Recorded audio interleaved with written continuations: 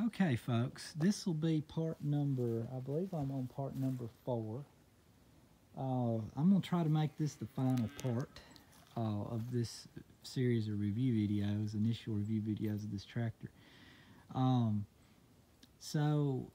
we've went over several things already. I'm sure I'm leaving some stuff out. But this is going to be a video pretty much going over what I think are improvements to the could be made to the tractor, and some of the things that I'm planning on doing to the tractor myself. Um, one of the things that I'll point out first here on the tractor that I think could be an improvement is the hazard lights. Or flashers, whatever you want to call these. I'm used to, like on the John Deere's, those being roof high level.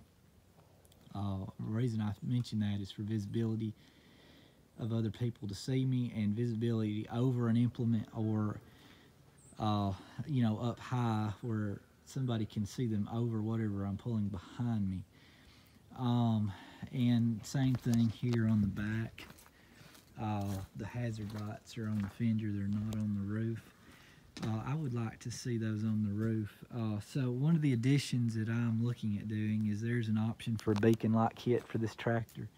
I've already looked at it on AGCO Parts website. I know I can get it, and it goes with this little bitty drum it is up here, and there's one on the other side too. So that's one of the things, is I want to see if I can get a beacon light put up there, if not two.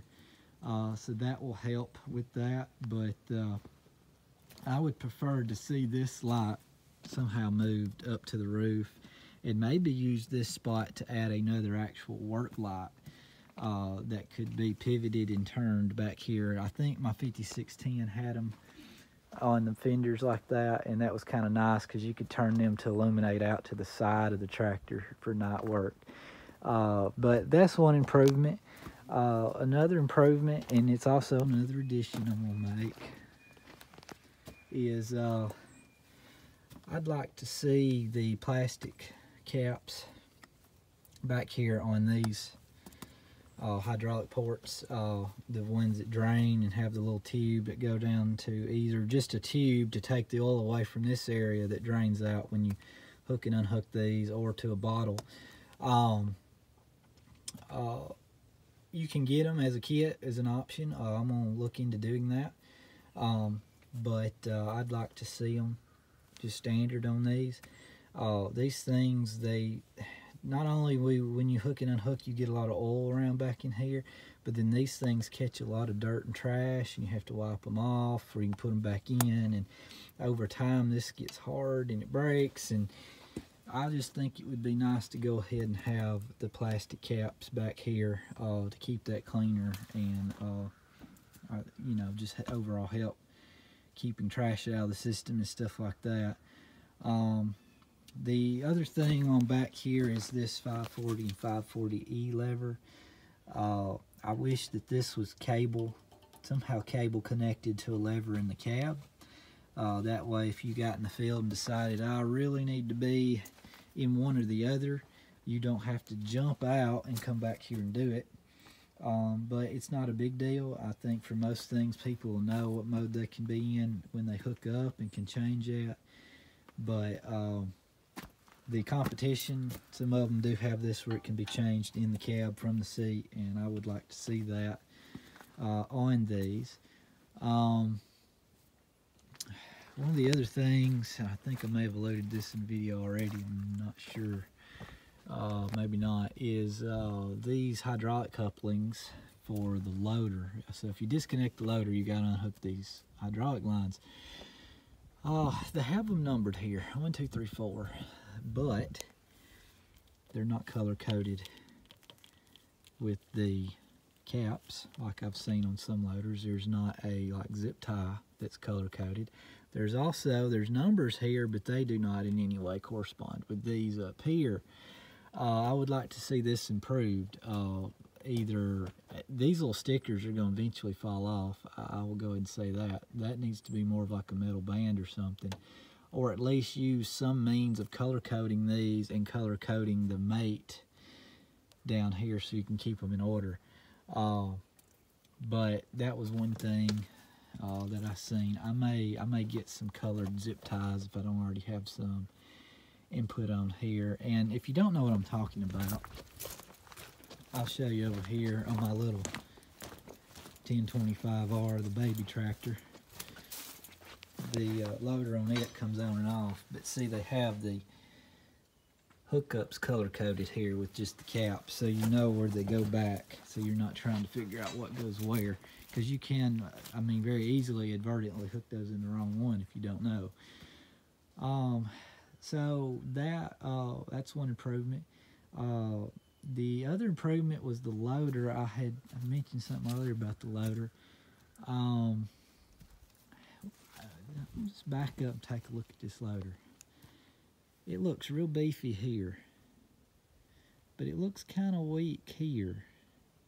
And it may not be. I know there's different things and methods and how that's made, that it may be just as stout as this, but just overall, the loader looks weak in this area. And I don't know, you know, it's just how it is. But the front end of it looks a lot stronger than the back end of it. And I'm not saying it's not, but just when I look at it compared to some others, I'm like, oh, that loader just looks kind of small for a tractor of this size. And then that's kind of, I guess, what I'm getting at. You know, we're talking a 10,000 pound tractor here that can be up to 100 horsepower. If you get the 4710 model, you can put a lot of force on that. So I would hope, and it may be, I hope this is engineered stout enough that this won't be a problem. But for me, I mean, I may mainly going to be just moving hay bales and stuff like that. I'll probably never get it into that bad of a situation, but I just felt like there could be improvement there, but maybe it don't need to be. Maybe it's strong enough. So the loader, let's see, the carrier. So I mentioned earlier, this carrier is used and it come off another tractor. Every one of these Euro carriers that I've had has been a different, it's had a different design on how the latching system works. Even the John Deere loaders I've had, it seems like each one I've had, the way they designed it is a different way. And in theory, I like this. It's simple. And before I go any further, I'm not even sure this is the right carrier that should be on this loader, and it may be. I just know this come off another loader that was actually on a 5700 series tractor, and I don't know, because I remember this being different on my 5610. But anyway, the way this thing works is this lever right here is you pull it and slide it, and that slides this pin out right here. And when you go to hook up, you pull this thing, and there's a notch here that catches it right here. When you roll this carrier back, this handle will hit this right here. It's supposed to. And when it does, it knocks it out of this notch, and this spring over here will pull those pins through. And it's okay, but I noticed when I used it, and again, this thing's been used a little bit, this pin didn't come all the way through. And this pin's not beveled any. So I'm a little bit concerned that this thing's not always going. I'm gonna have to jiggle it or jolt it a little bit to get this pin to fully come through. I'm not sure that of the designs I've seen, this might be my least favorite of those designs. And I'll show you what I'm talking about over here on my 563 loader I got parked.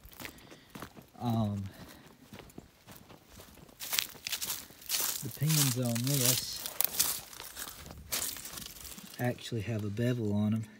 So this is a similar design. It's using a spring again to pull those pins in, but that pin's not painted. That's one advantage that makes that pin slicker. and it's made of a material that won't really rust, I don't think, or it's coated in something, and they beveled that pin. I think that would be an improvement to this carrier over here for that hookup, but that's just something I've run across so far. I think that's about it on the outside of the tractor, so let me hop up inside. Well, no, there's one more thing, it's engine related, is the fuel filters. We all know with these common real high pressure systems, and especially emission systems, fuel filtration is a key. I like a 3-filter system. And I don't know that one of these filters might be a filter-in filter. If you don't know what I mean by that, it's actually got 2 stages of filter inside one overall housing. I don't know that yet, and I don't have those facts, but my 5610 had a fuel filter right here. And it was a big filter, had a big water ball on it. It was right here where you could see it. You could check it daily, and it was cheap. It wasn't very expensive, and it was easy to change, and on a regular basis. I would prefer to have one of those here, or a kit if it's needed. Maybe it's not needed. To have one of those filters in this general area, where I can change that more often and not have to change those 2 as often, just from my experience. But that's just my opinion. Maybe the way this one's set up, that's not needed. But this one thing I noticed between my 5610 and these was it was lacking that 3rd fuel filter. Anyway, let's go on up here in the cab. I don't have many complaints in here. The one thing I do is the 4-wheel drive switch. So I'm used to in the John Deere, this being like a 3-position rocker switch, where you're in off, 4-wheel drive full time, and then the farthest over is 4-wheel drive automatic. For whatever reason, the way they did this one is you press this once, it goes into 4-wheel drive automatic. But if you want to go full-time 4-wheel drive, which is what I usually do when I'm going to feed hay or whatever, you've got to hold this thing down for a couple seconds and let go. And I've noticed, depending on how much I'm paying attention, I may or may not hold it long enough, and it may go straight to automatic mode. It may go straight to full-time. I would prefer to see this be a rocker switch where it's a no-brainer.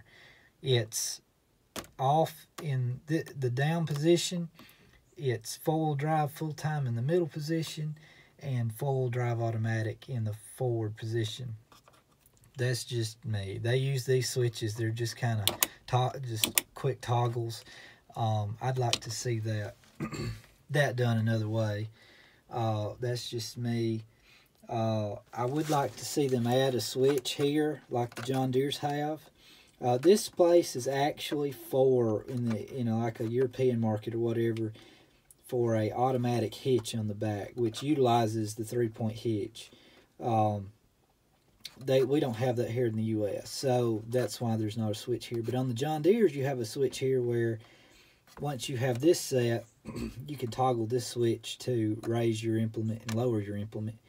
I'd like to see that feature added here or somewhere on this tractor. And I believe my 5610 had something to that effect.